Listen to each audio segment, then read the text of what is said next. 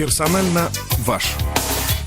Добрый день. В прямом эфире радиостанция «Эхо Москвы» в Уфе. Программа «Персонально ваш». Меня зовут Руслан Валиев. И сегодня «Персонально ваш» на прямой видеосвязи по скайпу с нашей студией доктор социологических наук Арсен Нуриджанов. Здравствуйте, Арсен Эдвинович. Добрый день. С Новым годом всех слушателей, с Рождеством, со всеми вашими праздниками. Спасибо большое. Так или иначе, дождались мы с вами будней, и уже даже есть о чем поговорить. Значит, сделаем это, но сначала скажу, точнее, напомню нашим слушателям, что помимо эфира на радио у нас есть прямая видеотрансляция в Ютубе. Присоединяйтесь, участвуйте в обсуждении с помощью специального чата, который доступен именно в процессе прямой трансляции. Также присылайте вопросы нашему гостю с помощью смс-ок и сообщений в мессенджерах WhatsApp и Telegram по номеру +7 927 304 1051. Ну что ж, начнем с темы такого местного характера, самой важной темы для Уфы, которая возникла с 8 числа, когда у нас началась реконструкция дорожной развязки на Заки-Валиди и проспекте Салавата Юлаева. Тут множество разных суждений, но большинство наблюдателей, конечно, сходятся в том, что это очень неправильное решение, потому что оно приводит к транспортному коллапсу, и все это будет нас доставать довольно-таки долго.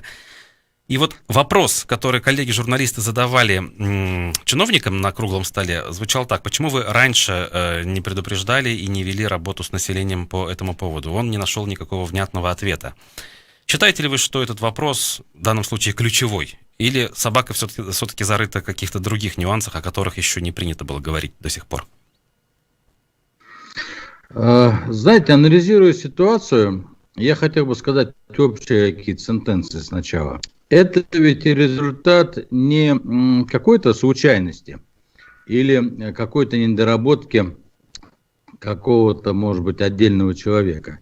Это системный результат работы нашей мэрии за последние 2 года.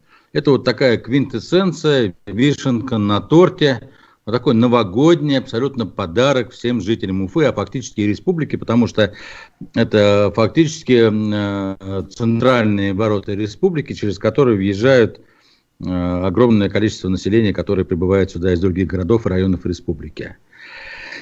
И характерно и показательно, что, смотрите, 3 дня кипит город, 3 дня кипит, значит, социальные сети кипят, телевидение устраивает обсуждения, круглый стол, общественники приходят и комментируют на «Эхе Москвы», но мы не видим ни одного значимого чиновника мэрии.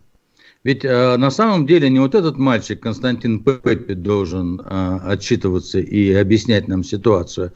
Он фактически инженер, технический исполнитель. Ну, исполнителем, конечно, назвать его тяжело, потому что по всему, что я слышал, он сегодня больше похож на дилетанта, нежели на исполнителя. И уж, конечно, никак не на профессионала, но тем не менее. А вот где те умные взрослые дядьки, которые, собственно говоря, все это и планировали, как нам сейчас говорят 3 года назад, которые выбивали бюджетированием под это дело, которые должны были давно организовать в мэрии и с приглашением, вполне возможно, и администрации республики, специалистов, для того, чтобы предусмотреть все вопросы, касаемые именно, прежде всего, общественно-политической части этого мероприятия. Знаете, я вам ведь скажу, никто где... не говорит, что не нужно. Ирик Илалов в Совете Федерации, если говорить про 3 года назад, значит, Ульфат Мустафин, к сожалению, скончался. Вот, в общем-то, и не у кого спрашивать.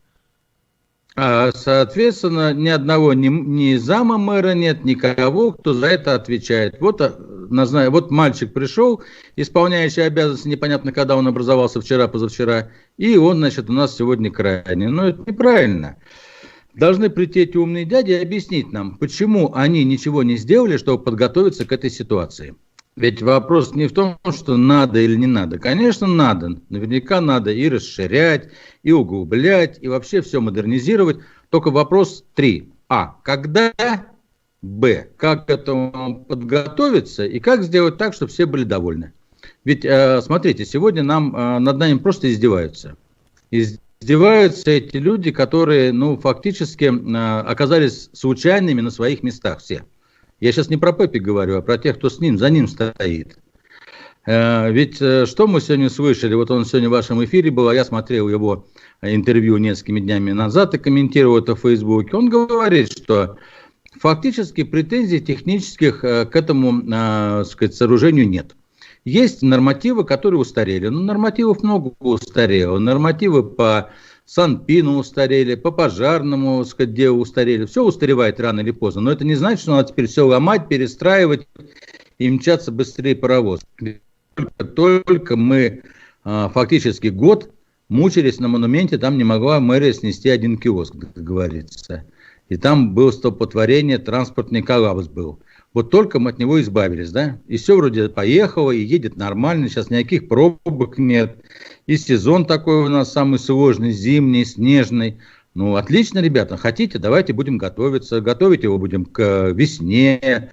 Начнем там, скажем, с мая, потом школьные каникулы, потом людей поменьше будет есть, потом город разъедется, дай бог, после этих катаклизмов. Но не в такие катаклизмы, когда пандемия, все сидят дома, никто не выезжает даже на новогодние праздники, мы сейчас начинаем вот это заворачивать. Ведь опыт уже вот сегодняшнего дня показал, я специально сегодня посмотрел, и в 8 утра, и в 8:30, и в 9 утра.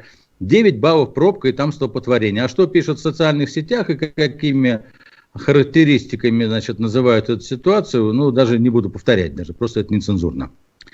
И что же нам сегодня рассказывает дорогой товарищ Пеппи, что они коронировали деревья на, значит, вот на Колгуевском спуске, туда, на Армавирскую. Угу. Очень хорошо. А почему же никто ее не расширил, если вы 3 года назад знали, что будет так строиться? Почему вы не... Вот предлагают объездные пути, да? Он говорит, выбирайте альтернативные пути. Здорово. Альтернативный путь для жителей Нагаева, кстати говоря, сегодня одна из крупнейших строительных площадок республики в части малоэтажного строительства, застройки и, соответственно, увеличения роста населения. Это выезд только через Шакшу. Через Шакшу, интернациональную, значит, центр города. Выезд, например, для Демы предлагается через Затон, да? То есть, ну, это колоссальные траты, то есть автомобилисты вынуждены будут потратить, выбирая альтернативные пути, денег в 2 раза больше, чем обычно. Я больше скажу, я как житель той части в сторону Затона, я против того, чтобы жители Демы еще присоединились к нашему трафику. Ну, конечно, я прекрасно знаю ситуацию на улице Интернациональной по утрам, на Зорге по утрам и вечерам, когда поток идет с Затона и поток идет на Затон. Это, там просто нет физической проходимости. Кстати говоря, вот Рустем Шаяхметов прекрасно об этом пишет, как раз эти болевые точки скрывая в своем обзоре о том, что сделано не так. Ну, то есть, ни одна улица не была расширена. Ведь даже та же самая Октябрьская революция, или там, скажем, Сутьяцена, или вот эта улица, которая Посадская, ведь она ни одна не подготовлена была. Если вам выделяют такие огромные деньги на вот модернизацию развязки, но вы часть денег потратили, тем более федеральная программа «Дороги» существует, часть денег федеральных потратьте на это мероприятие и расширьте эти дороги, подготовьтесь, пусть временное будет расширение. Вот только что летом прекрасно отремонтировали улицу Пугачева. Молодцы, здорово. Но извините меня, если бы мы знали летом, что будет такая ситуация к зиме, ну, наверное, бы общественность потребовала, чтобы не просто отремонтировали, а, по крайней мере, прибавили полосу, а то и 2. Хотя бы сделали ее многополосной. Ведь пропускная способность улиц не увеличивается. И вот сегодня на Нагаевском шоссе пробки стояли от поворота Карпова. Это вообще, так сказать, ну, это очень далеко от Уфы на самом деле. Если я вас правильно понимаю, главная проблема в том, что у нас не умеют или не хотят планировать. А почему так происходит, на ваш взгляд? Или все-таки не в этом проблема? Нет, у нас умеют и хотят планировать, когда дело касается собственного кармана. Я уверен, что все, кому положено, получили откаты за это мероприятие, и там все уже, бюджет попилен, распилен, все там нормально. Но вот подумать о простых людях, ну, об этом у нас, конечно, не принято совершенно. То есть никому в голову не пришло, что на фоне вот этих вот социальных потрясений, которые мы так испытываем последний год, да еще вот этих вот всевозможных таких горячих точек, которые нам преподносит, кстати говоря, власть, одно за другим. То Куштау, то Руставели, то вот этот преусловутый, значит, экран 6-метровый на Парке Победы, на Первомайской, понимаете? который за 3 миллиона построили по просьбе одной жительницы, а теперь по просьбе всего дома сносят. То есть это говорит о том, что у нас фактически потерялся ответственный чиновник. То есть кто за это должен отвечать? Да, конечно. Чиновник скажут, в общем что, смысле или конкретную фамилию? Далее. То есть не стало такого понятия института, как ответственный чиновник. Вы это имеете в виду? Да, пропал такой институт, совершенно верно. И мне кажется, надо сегодня республиканским властям в это дело срочно мешаться. Город Уфа явно в ненадлежащем управлении. Сейчас находится. по поводу мешаться мы скажем, Ради Хабиров так-то уже заявил, но разве в этом проблема вообще в республиканских властях, которые должны вмешаться, может быть в чем-то другом? То есть пропадание, исчезновение ответственного чиновника в муниципалитете, разве в этом виновата республиканская власть? Ну, отчасти, конечно, ведь прежде всего республиканская власть контролирует кадровый подбор туда людей, кадровый состав. Ведь все мэры, вице-мэры, все это согласовывается, назначается в Белом доме. Так я вот к чему клоню. Может быть, в этом проблема? Может быть, это результат их двухлетней работы по селекции нужных чиновников. Да, но если бы, например, у нас глава города избирался на всеобщих выборах, было бы лучше, скажу прямо. Ну, я считаю, что, несомненно, это бы дало возможность, по крайней мере, людям, которые избираются на эту должность, посоревноваться в программах, посоревноваться во взглядах, и мы могли бы отобрать более-менее бы, ну, кто поумнее, кто посообразительнее, кто попрофессиональней. А сегодня, получается, нам суют человека, да, он может быть свой, он может быть друг, он может быть очень хороший человек, семьянин прекрасный, но, извините меня, это еще маловато быть хорошим человеком в управлении миллионного города. В России всего лишь там меньше 10 миллионов городов, и управление миллионным городом требует определенных навыков, умений, а эти навыки, умения нам не предъявляются. Нам говорят вот это, а потом по факту вот мы получаем вот такое дело. Понимаете, тут не надо никакого Навального, тут вообще никакой оппозиции не надо. Тут власть сама своими руками целенаправленно делает все, чтобы, значит, вот саму себя закопать. То есть создает цепь таких шагов, которые четко показывают населению, что такая власть больше не нужна, с ней невозможно становится жить. И у населения, соответственно, будет рождаться какая идея? Ну, хорошо, сегодня первый день постояли в пробках, вечером постоим еще, ну, вы понимаете, да, что утренние пробки, это никакое сравнение не идут с вечерними пробками. Понятно, что снегопад, но через несколько дней снегопад кончится, а вечерние пробки будут сильнее утренних. И люди будут тратить на приезд на работу и с работы гораздо больше времени. Тем более мы знаем, что на работу опоздать можно, а вот с работы ты, как правило, выезжаешь вовремя, значит, ты будешь приезжать позже. Люди начнут уставать, злиться, и мы получим вот такое всеобщее негодование. А кому это негодование, на кого оно будет выплескиваться? Кто будет крайний? Ну, у нас крайний всегда, кто выше, тот и крайний. Это Хабиров, Путин. Ну уж никак не Константин Пеппи будет крайний, понимаете, исполняющий обязанности. Сегодня он здесь, завтра там. Да, будет коронировать еще на какой-нибудь улице деревья. По всеобщему благу. Паппе фамилия его. Вот как раз Хабирова упомянули, понимая, видимо, что негатив может сконцентрироваться на нем, он сегодня утром на оперативке высказался, даже признался, что в моменте хотел махнуть шашкой и все это дело остановить, но понимая, что нужно строить, скажем так, успокоился и призвал чиновников правительства в течение недели выработать какие-то предложения для того, чтобы ситуацию сгладить. В том числе я услышал, что все-таки он также предлагает пересмотреть сроки. На ваш взгляд, вот то, что он сделал, то, что он сегодня, по крайней мере, озвучил, это правильно? Или нужно было как-то иначе поступить? Не, ну, послушайте, для реакции главы республики очень правильно. Ну, действительно, формально положа руку на сердце, конечно, это как бы уровень, ну, если он еще будет вникать так сказать, там, в стройки и в ремонты каждой развязки, ну, вы понимаете, в ручном режиме ни республика, ни страна жить не может, да? Ну, понятно, что вот сейчас ситуация... Живем ведь уже много лет. социальные сети инцидент сейчас до него донесли, да, и совершенно правильное решение.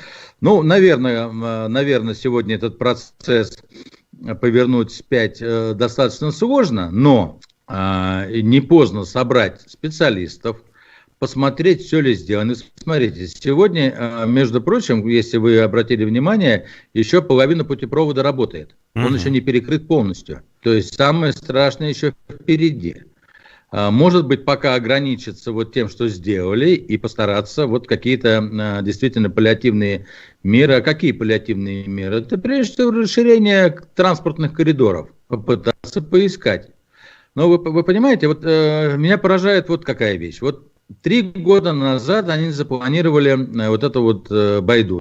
То, что тогда вы набережную сразу не стали проектировать с тем, чтобы вот предусмотреть какой-то альтернативный путь вдоль набережной, по этой улице новой, большой, абсолютно пустой, да, от Конгресс-холла туда на ленту вывести бы туда или еще как-нибудь.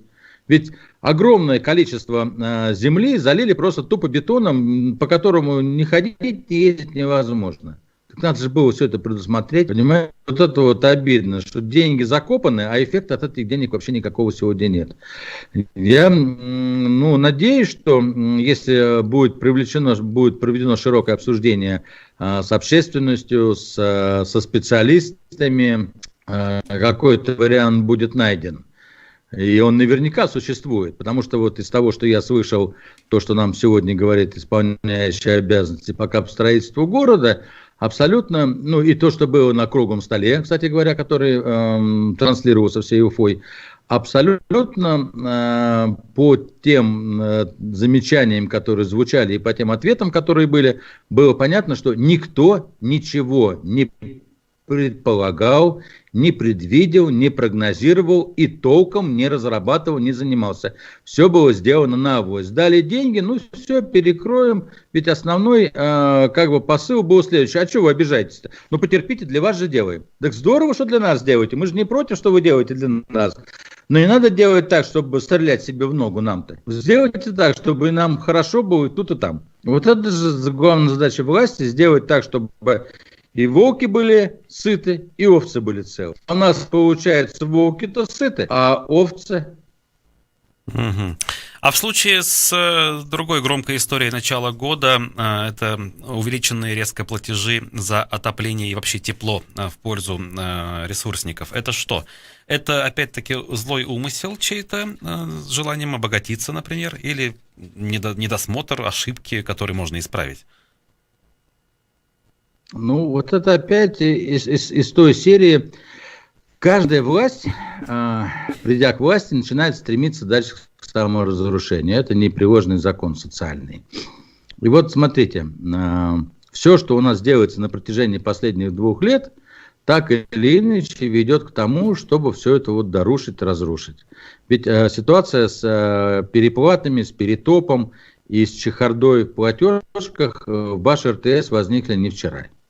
Они были и в прошлом году, и позапрошлом году, но власть как-то очень хитро сделала так, что все это переложила на плечи общественников, председателей домовых комитетов, инициативных граждан неравнодушных, и фактически не сделала ничего для того, чтобы проверить, а как на самом деле. А ведь у нас есть колоссальные аппараты. У нас есть Госжилинспекция, Министерство ЖКХ, у нас есть Министерство ЖКХ, у нас есть прокуратура, у нас есть Следственный комитет, у нас есть счетная палата, которая может прийти с проверкой, вскрыть и все посчитать.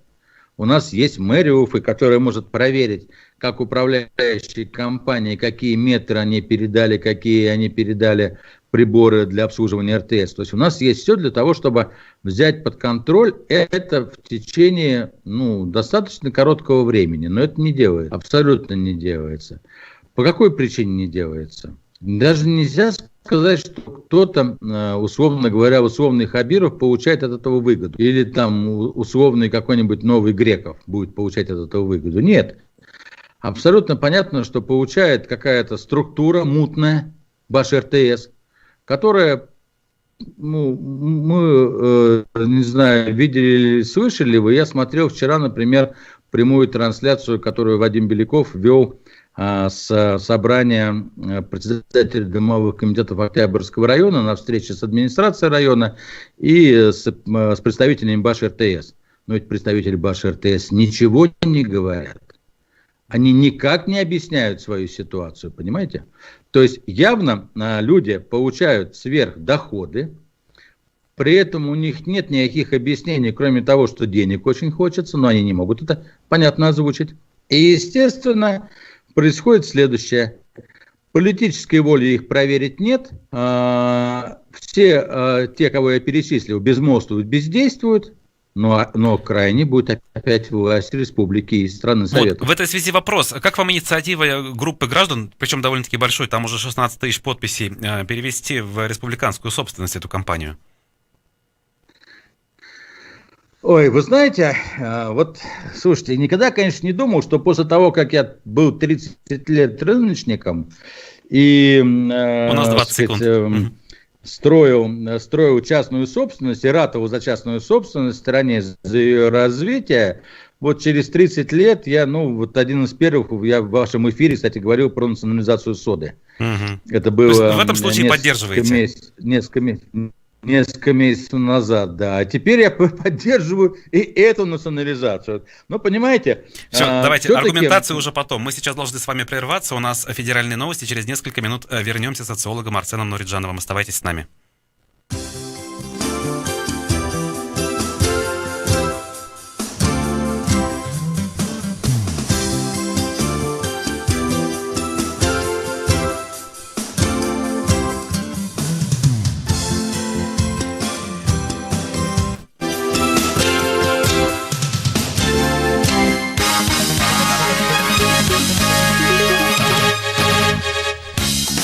В Москве 13 часов 30 минут. В студии Марина Старостина. В эфире краткий выпуск новостей. В столице Чечни началось строительство мечети имени Рамзана Кадырова. В официальном сообщении чеченского телевидения говорится, что это решение принято по многочисленным просьбам жителей республики. Сам глава Чечни был против этой идеи, однако соратники, духовенство и общественность убедили его увековечить свое имя в названии мечети. Движение «За правду» Захара Прилепина планирует провести сегодня в Москве акцию в защиту сталинского кафе у метро Войковская. Сторонники писателя считают, что важно помнить об историческом опыте страны. Напомню, кафе в настоящее время временно закрыто. Правозащитный центр «Мемориал» ранее заявил, что считает недопустимым называть кафе именем Сталина, поскольку это неуважение к памяти соотечественников. У посольства Армении в Москве проходит акция протеста, участники которой держат большой плакат с призывом остановить Николу Пашиняна. Сегодня в столице России должны состояться переговоры с участием премьер-министра Армении. Его пресс-служба подтвердила, что он вылетел в Москву, несмотря на то, что несколько десятков представителей оппозиции пытались этому помешать. Известно, что президент Азербайджана Ильхам Алиев уже находится в Москве. Напомню, трехсторонние переговоры по Нагорному Карабаху пойдут по инициативе Владимира Путина. Палата представителей американского Конгресса предложит сегодня вице-президенту Майку Пенсу отстранить Дональда Трампа от должности. Спикер Палаты Нэнси Пелоси считает, что это необходимо для безопасности страны. Трамп может помиловать себя за преступления федерального уровня, но не за нарушение законов штата. А он находится под следствием именно в штате Нью-Йорк. Но есть риск, что он избежит наказания, и тогда снова сможет баллотироваться на пост президента. И это одна из причин, по которой люди выступают за импичмент. Многие в Конгрессе поддерживают эту инициативу. Этот президент виновен в призывах к мятежу. Он должен заплатить за это определенную цену. По мнению Пелоси, Трамп представляет угрозу для Конституции США.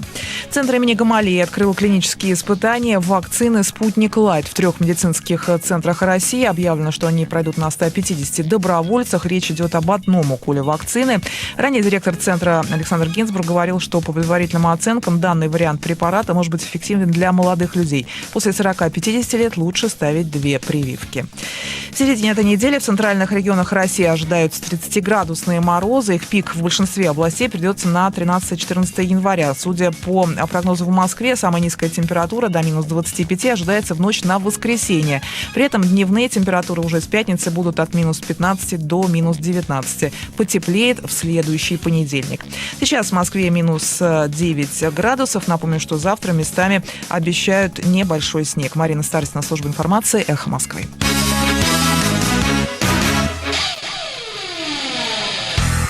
В любой сложной ситуации сохраняйте спокойствие, дышите ровнее. А если нужны лекарства, ищите их на сайте и в приложении farmland.ru. farmland.ru. Удобный поиск лекарств. Имеются противопоказания. Требуется консультация специалиста. Категория 18+. Башкирский государственный театр кукол приглашает 11, 12 и 13 января на малой сцене театра состоится новогодняя елка для детей от 1 года до 3 лет. Зайчик, белочка и медвежонок расскажут вашему ребенку о том, что такое Новый год, покажут сказочное представление и подарят подарки. А после спектакля декорации превратятся в студию для детской новогодней фотосессии. Начало в 12, 14 и 16 часов, категория 0+.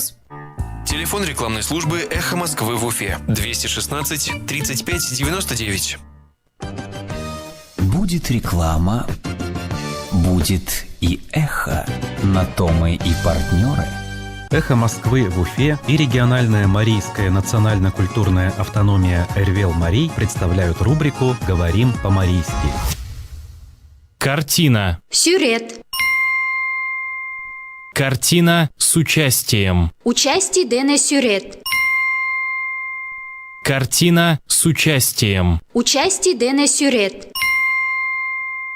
Активисты башкирского национального движения потребовали принять меры в отношении уфимской художницы, рисующей картины с участием башкир. Пошкарт калак движение активист влак, уфаса сюретче ваштареш, куда пошкарт влак участие Дене Сюретом сюретла, мерам приниматлаш йодат.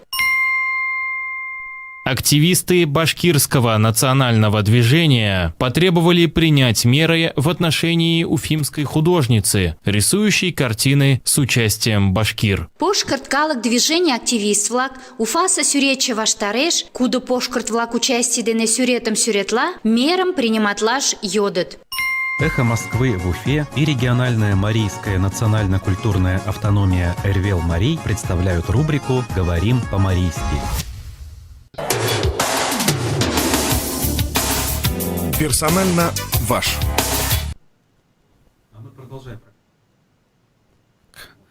Мы продолжаем программу «Персонально ваш» в прямом эфире «Эхо Москвы» в Уфе. Меня зовут Руслан Валиев, и доктор социологических наук Арсен Нуриджанов является сегодня нашим с вами гостем. И я напомню, что у нас есть прямая трансляция в Ютубе и возможность отправлять нашему гостю вопросы с помощью смс-ок и сообщений в WhatsApp и Телеграме по номеру +7 927 304 1051. Ну, закруглим тему с БашРТС. То есть вы сказали, что все-таки, понимая ситуацию, здесь вы разделяете точку зрения тех, кто призывает переводить предприятие в республиканскую собственность из частной. Я должен тут же задать встречный вопрос. Не считаете ли вы, что методы хозяйствования все-таки в госпредприятиях являются менее эффективными, и что даже если после этого, скажем, тарифы упадут и люди будут более спокойны, в результате это превратится в, значит, бесконечный пылесос бюджетных денег для того, чтобы покрыть и тарифы низкие, и убыточный менеджмент, скажем так, неквалифицированный? Нет, ну это... Такие сопутствующие факторы, естественно. Но для этого есть счетная палата, которая должна это проверять, препятствовать этому. Но, по крайней мере, смотрите, ясно одно, что без нормального программного обеспечения, которое будет увязано и по каждому дому вести свой расчет, а там несколько параметров есть, да, там есть температурный график, характеристики, атмосферное давление, работы индивидуального теплового пункта. Все эти характеристики, в принципе, должны быть сведены в какой-то единый, сказать, документ, из которого можно было бы проанализировать. Сегодня, к сожалению, председателям домовых комитетов анализировать нечего. Во-первых, половины информации у них нет. Во-вторых, те приборы, которые стоят на домах, часто они без поверки, какие-то сломаны. В-третьих, повлиять на перетоп вообще невозможно, потому что этот перетоп надо сначала выяснить и доказать, потом только уже требовать, значит, соответственно, возврата за перетоп. А, естественно, БашРТС выгодно перетапливать наши жилища, потому что для них себестоимость гигакалорий дешевая, а по тарифу она дорогая. Тем более с этого года снимаются пени и штрафы за просрочку, которые действовали на период пандемии, и жители оказываются в тройных тисках. значит, заплатишь за перетоп, платишь за неисправность приборов учета, и ты еще, если не вовремя заплатил, платишь пени штрафа. Ну, это, слушайте, вообще красота. Это вот прямо то, что сейчас нашим жителям, когда у нас тяжело в малом бизнесе, сокращение рабочих мест в малом бизнесе, сокращение вообще малого бизнеса по республике за этот год достаточно большое, сокращение других рабочих мест, ухудшение состояния людей по зарплатам, по доходам. Вот это еще тот удар, который им очень нужен, они очень его ждут. Вот ждут или не ждут, это, конечно, наверное, вопрос действительно к вам, как социологу, но значит ли это, что вот теперь люди наши, обижаемые со всех сторон, активнее займутся, не знаю, общественно-политической жизнью и, например, активнее поучаствуют в выборах, которые у нас планируются в сентябре этого года. То есть начнут заявляться наблюдателями, придут, проголосуют, потому что поймут, что, в общем, это для них имеет значение. Или для них это не имеет никакого значения? Я имею в виду выборы наши, которые у нас проводятся. К сожалению, все опросы показывают, что институт выборов утратил всяческое реальное какое-то значение для жизни простых россиян. Поэтому на выборы люди не пойдут, надеяться на выборы они не будут, и пытаться на выборах высказать свое фи власти тоже от них ждать не следует. Люди разочаровались, поняли, что выборы фактически это фикция. Может, они сами виноваты в том, что выборы постепенно, медленно, но верно превратились в фикцию? Вот я бы так не сказал. Огромное количество простых людей, в принципе, живет своей обычной жизнью. И заниматься каждый день им анализом того, что происходит сегодня в общественно-политической жизни страны, наверное, это не совсем правильно, не совсем то, что от них требуется. В результате происходит следующее. Элиты, общественно-политические силы, партии, течения, которые должны были бы формировать свое мировоззренческое отношение к происходящему, не делают этого. То есть виноваты в основном элиты. Угу. Но во что-то должно же вылиться недовольство. Вот вы перечислили целый ряд факторов, которые, по идее, должны вызвать недовольство и какую-то реакцию. Раз этой реакцией не могут быть выборы, то что должно быть этой реакцией? Или у нас такое общество, которое, в принципе, может накапливать негатив и никакой реакции не проявлять? Я думаю, что они с удовольствием поддержат любые начинания, которые какие-либо силы начнут здесь в плане общественных протестов. Вот любые общественные протесты будут ими подхвачены с удовольствием. И вот пример Куштау говорил об этом нам говорит. Я прошу одну минуточку, я закрою окно, там у меня шум. Я напоминаю, что мы вообще-то в прямом эфире. У нас программа «Персонально ваш», и в гостях у нас сегодня социолог Арсен Нуриджанов. Меня зовут Руслан Валиев, а номер для ваших смс-сообщений доступен также +7 927 304 1051. Куштау, то, что эти явления вот в период трансфера власти, они очень возможны, и они, скорее всего, появятся, об этом сегодня не говорит только ленивый.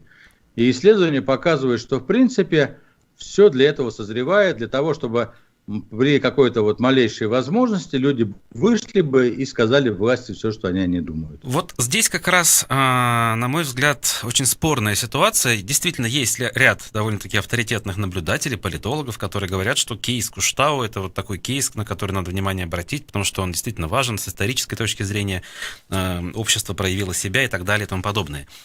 Но вот лично у меня нет никакой уверенности, что наше общество, способное иногда, как выясняется, вот так консолидироваться, готово в других вопросах, которые не менее важны, а может быть даже более важны в историческом масштабе, проявить себя также. Вот опять же, возвращаясь к тем же выборам. То есть есть же понимание, есть опыт, который доказывает, что если наблюдать за этими выборами пристально, следить, как говорится, бить по рукам нерадивым членам избирательных комиссий, то можно достичь чистого результата. Почему вот все-таки вот здесь не получается, в эту сторону у нас маятник не качнется? Потому что для этого надо быть ответственным гражданином. А последние 20 лет государство сделало все, чтобы население выучило урок, такой выученной беспомощности. чтобы население понимало, что оно ничего не может. И вот эта выученная беспомощность не дает людям именно вот сделать то, что вы говорите. Хотя, казалось бы, при разумном и логическом подходе, то, конечно, выдвигай своих кандидатов, ставь за них подписи, иди на выборы и контролируй, чтобы не были они сфальсифицированы, и ты получишь ответственного депутата или мэра, или главу региона, который сможет что-то сделать. Но вот урок выученной беспомощности, он совершенно не дает это сделать, и такой гражданской позиции, к сожалению, у многих нет. Но это не их вина, это беда власти, которая сознательно это сделала. Понятна ваша позиция. Но они проснутся, но проснутся проснутся и будут действовать в иных формах, но проснутся и будут действовать в этих иных формах в самый неподходящий для власти момент, самый непредсказуемый. И вот это вот чревато опасениями различными.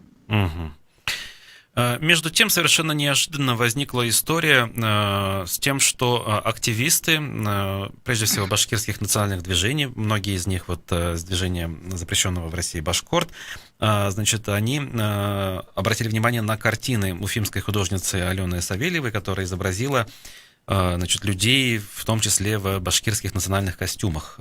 И по мнению, значит, активистов, которые выражены в соцсетях, в общем, она в некотором роде оскорбила, видимо, башкирский народ, башкирские традиции, национальный костюм и так далее. И самое это в этом, наверное, вот почему вообще на этот вопрос мы обратили внимание, звучат в том числе угрозы, практически неприкрытые угрозы, и на вопросы, которые вот мы в том числе задавали некоторым из них, люди подтверждают, что да, поступок настолько зашкварный, что можно здесь провести параллели с историей с карикатурами Шарли Эбдо. Вы эту историю знаете? Да, я знаю, видел рисунки этой талантливой девушки. На ваш взгляд, вот имеет смысл эта дискуссия? Я считаю, что это в чистом виде пропаганда республики. Как раз это для тех, кто мало знает о Башкирии, мало слышал. Это как раз продвижение бренда Башкирии. Ну а что касается этих активистов, слушайте, друзья, а что тогда с проституцией не боремся в Башкирии? У нас сколько башкирских девушек проституцией занимаются? Давайте-ка, у нас есть чем заниматься. Для того, чтобы поднимать этический, моральный, сказать, дух в республике. Зачем заниматься ерундой? Так, но вот в этой ситуации должны ли какие-то компетентные органы обратить внимание, я не знаю, в одну или в другую сторону, оценить, дать правовую оценку, может быть, какие-то меры принять, я не знаю? Или это все должно быть в рамках публичной дискуссии, дискуссия имеет право на жизнь и не более того? Нет, но если идут угрозы, то правоохранительные органы обязаны принять меры и пресечь эти угрозы, и пресечь распространителей этих угроз. Это безусловно.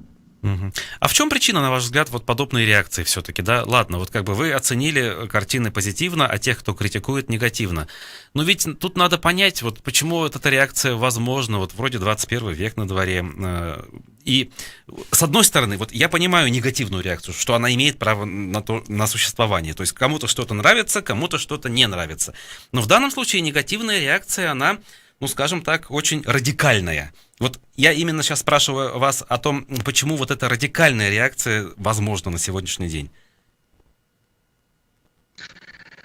Ну, тут ряд факторов. Во-первых, это подогревается, инспирируется извне. Различные течения, в том числе религиозные, вот с которыми, кстати говоря, не согласны многие богословы, сказать, российские исламисты, как раз вот проникая в эту незрелую молодежную среду, они вот радикализируют их взгляды. Недаром с рядом течений, с рядом направлений, вот здесь идет такая, борьба. Вы знаете, по поводу молодежи, мне кажется, это все-таки упрощение. Я вот видел среди критикующих очень много уважаемых и довольно-таки, скажем, взрослых людей, у которых сформирована собственная позиция, и мне кажется, даже если вот сейчас у них спросить, они скажут, да не надо глупости говорить, это наша позиция, мы твердо уверены в ней и готовы ее отстаивать. Да, вторая часть, ряд людей сегодня озабочены тем, чтобы заявить о себе хоть как-то. И они ищут сегодня, ну и прежде всего как раз вот из этой когорты, которая примыкала, вот, ну, которая состояла в этом запрещенном движении башкорт. Они сегодня ищут любые пути, чтобы о себе хоть как-то заявить, чтобы о них не забыли, чтобы каким-то образом проявиться. Поэтому ряд каких-то вещей, которые инспирируются в республике, как раз они именно придумываются, надумываются, ищутся поводы. Эти поводы раздуваются для того, чтобы поднять свою значимость. Вам не кажется, что вот сейчас активисты, по сути, играют на руку тем, кто их критиковал в период до разрешения конфликта на Куштау, когда вот как раз их называли, по сути, обидными словами из официальных источников республиканских, скажем, да? И, в общем, вот в данном случае, вот выступая подобным образом, они некоторым вроде подтверждают эти обвинения. Нет, ну безусловно. Во-первых, они полностью, сказать, своими поступками и действиями за последние вот месяцы именно пытаются уложиться в это клише, которое дала им власть. Сначала власть им дала какое-то, сказать, ну там, оклишировала их. Теперь они подгоняются под это клише, как бы говоря, что да, власть была права, мы действительно подтверждаем, мы такие. Ну что ж, молодцы, ничего более умнее не придумать не могли, и получается, что фактически, когда власть шельмовала их, не так уж она была далеко от правды. Видимо, нет дыма без огня. А конкретно художница Алена Савельева или другие деятели искусств должны ли все-таки учитывать мнение активистов национальных? Ну, в данном случае вот есть же такое мнение, да, люди считают действительно, что нельзя подобным родом, значит, оскорблять их чувства. Или вот не нужно на это внимание обращать вообще, и нужно, наоборот, я не знаю, назло продолжать свое творчество? Ну, мы же живем в многоконфессиональном государстве, многонациональном. Если кто-то кому-то будет внутри запрещать одно, то другая страта захочет запретить что-то другое, понимаете? Поэтому в данном случае ее картина — это чистое искусство, кстати, неплохое искусство. И ничего, кроме популяризации республики, не несет. Наоборот, привлекает образы башкир привлекательные прежде всего для молодежи в этих картинках. И республика предстает совершенно такая, знаете, сказочной такой эльфовой страной. Мне кажется, здесь надо было бы только радоваться. Я уже говорил, что по такому пути можем далеко пойти, понимаете? Даже там закон о защите прав чувств верующих, да, но туда давайте христиан будут оскорблять все, кто верит, сказать, кто исповедует ислам и наоборот. Мы это проходили все уже в религиозных войнах. Давайте будем, сказать, терпимы к этому и, живя в таком толерантном государстве, толерантно относиться друг к другу. Но если кому-то это очень не нравится, но есть шариатские страны, надо отправляться, просто ехать и жить там по законам шариата, и все будет хорошо. Угу. Хорошо, еще у нас есть пара тем, если успеем. Вот одна из них — это очередной эфир Министерства правды на БСТ, который состоялся в минувшую среду во время каникул. Писатель Игорь Савельев был в гостях нашей коллеги Виктории Куприяновой, и именно этот эфир почему-то наиболее дискуссионным оказался в социальных сетях, и, скажем, пошла прям-таки волна негатива в адрес программы, ее ведущей, и, в общем, вот мало позитива я видел, хотя его тоже видел, надо отметить. Вот вы что думаете обо всем об этом? Ну, знаете, отчасти придется согласиться, наверное. Просто если мы сравним, например, эфир с Савельевым и эфир с Валеевым, то с Валеевым там наша уважаемая ведущая, она, конечно, более подобострастная, и она дает высказать все мысли, которые Шамиль Валеев, сказать, озвучивает, хотя, конечно, там тяжело было продраться сквозь его своеобразное видение мира до тех идей, которые он, но там какие-то вещи мне запомнились, когда он говорит, что нам вот нужен вот этот вот тестостероновый с обрубленными ушами мужик в виде Хабирова. Такая глубокая мысль, я бы сказал. Вот. А в эфире с Савельевым, ну, она же не дает ему ответить фактически. Она этими вопросами, забрасывает его и фактически выступает не интервьюером, а каким-то апологетом власти. Но ведь каждое интервью это же что? Это же живая импровизация, это прямой эфир. У нас с вами тоже по-разному, скажем, получается. Сегодня одно настроение, одна повестка, завтра другая. Это как бы, наверное, предмет для обсуждения, почему бы и нет. Но просто вот мне показалось, что в данном случае имел место такой целенаправленный, такой вот массированный хейт, так называемый. В отношении Савельева? Не-не-не, в отношении вот проекта самого и его ведущей. Нет, слушайте, это, конечно, все субъективная часть. Давайте, сказать, на две части разделим. Вообще, хорошо ли, вот что проект... на Госканале есть программа, где говорят фамилии Навального, о том, что Путину пора уходить, вот эти вещи, это позитив, который нужно... То, что на БСТ появилась такая программа, и она затрагивает достаточно острые для республиканской и федеральной повестки вопросы, на которые прямо говорят, неважно, как вправо-влево, но правильно говорят. Это очень хорошо. Это действительно, это интересно, и для тех, кто в теме, это, в общем-то, есть о чем подумать. Здесь именно, вот я сказал, сама поведение ведущей, когда она пыталась как-то стушировать и забросать интервьюируемого писателя этими вопросами, прерывала постоянно его. Вот это вызвало, видимо, раздражение. Бывает, ничего страшного, это правда, критика такая нужна, потому что программа представляется все-таки как профессиональная программа, и которую ведет профессиональный журналист.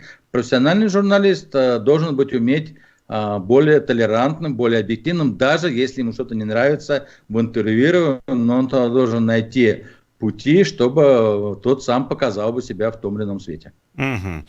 Вот обращусь к вопросам слушателей. Тут довольно-таки неожиданная история. По поводу вот этого, заведения шаурмячной, как ее наши коллеги московские называют, Сталин Донер в Москве. Вам нравится эта идея?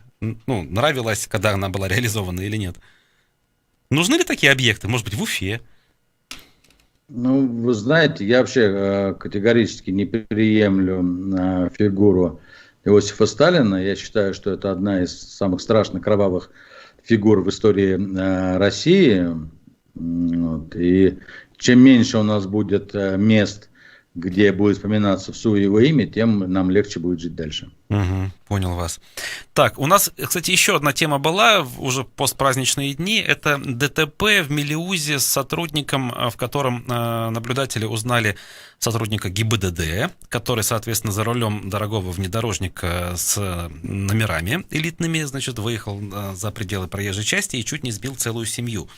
Пока у нас с МВД нет четких разъяснений, есть мнение, что медлят по какой-то причине. Вы в этой ситуации что видите? Вы согласны? Точнее, вы точку зрения того, что это был сотрудник ГИБДД, и что это очень показательная история, согласны? Да, честно говоря, нет. Обычная история. А что вы хотите? У нас сотрудники ГИБДД, судьи, прокуроры, еще огромная когорта силовиков вообще освобождена от законов. У нас если судью пьяного поймают за рулем, ему ничего не будет. Да, такого не составит, понимаете, сразу же отпустят. Вот это кастовое неравенство, которое сформировалось при Путине, я вообще категорически против него. А то, что кто-то из них может сесть пьяным за руль, слушайте, все люди, почему мы считаем, что среди ДПСников не может быть человек, который выпил и сел за руль? То есть сама ситуация не уникальна. Но здесь есть нюанс. То, что ситуация попала, в камеры телефонов мобильных тех, кто это видел. Вот в этой ситуации все-таки нам чего ждать? Того, что понесет ответственность виновный, если все будет подтверждено? Или это могут спустить на тормозах? Если у ДПСников существует понятие офицерской чести и честь мундира, то, конечно, они должны дать принципиальную оценку данному явлению и примерно, если это подтверждается, наказать данного товарища. А если, конечно, они хотят и дальше оставаться в глазах населения, нехорошими дядьками, то, естественно, пусть отпустят его и скажут, что ничего не было. Угу. Кстати, вот даже если накажут отдельно взятого виновного, вот подобное поведение вызывающее, наличие дорогого автомобиля, значит ли, что в системе все-таки есть проблемы, и они шире, чем злоупотребление одного сотрудника? Или это не обязательно? Может быть, он сам по себе вот такой весь? За последние 20 лет построено государство, которое коррумпировано насквозь. Вдоль, поперек, сверху, вниз, как хотите. Мы живем в коррумпированном государстве. Коррупция всепроникающая. Борьбы с этой коррупцией никакой нет, одни слова. Поэтому ничего удивительного здесь нет. Понятно, что что он ездит на дорогой машине. Мы все знаем о том, что там у них есть непрозрачные доходы. Ну, слушайте, у нас через день полковников милицейских ловят миллиардеров. Ну, что вы хотите? Ну, это вот в таком государстве мы живем. Это мы терпим. Это наши люди, они с этим соглашаются. Они принимают эти правила игры. До тех пор, пока не будут принимать эти правила игры, так все и будет. Ну что ж, тогда будем на этом заканчивать. К сожалению, нота не самая веселая, но время истекает. Я благодарю нашего сегодняшнего гостя и эксперта, доктора социологических наук Арсена Нориджанова, а также всех, кто был сегодня с нами. Я благодарю. Меня зовут Руслан Валиев. До новых встреч. Никакого секрета.